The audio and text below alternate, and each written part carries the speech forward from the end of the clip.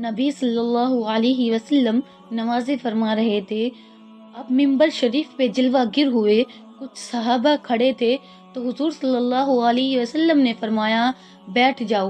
ایک صحابی تھے، وہ اس حال میں تھے کہ ان کا ایک پاؤں مسجد نبوی شریف کے اندر تھا اور دوسرا پاؤں مسجد نبوی شریف کے باہر تھا۔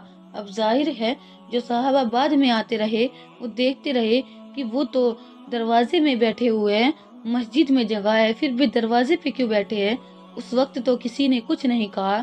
جب جمعے کی نماز ہو گئی تو سارے پوچھتے ہیں کہ حضرات آپ اندر کیوں نہیں آئے، آپ دروازے میں کیوں بیٹھ گئے؟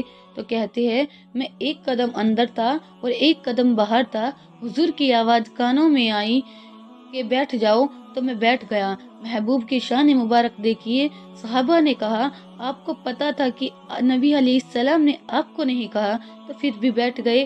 کہتے ہیں کہ مجھے پتا تھا کہ مجھے نہیں کہا لیکن حکم محبوب تھا، یعنی محبوب کا حکم تھا تو بیٹھ گیا۔ اللہ ہمیں بھی محمد صلی اللہ علیہ وسلم کے حکم پر چلنے والے بنائے، آمین ثم آمین۔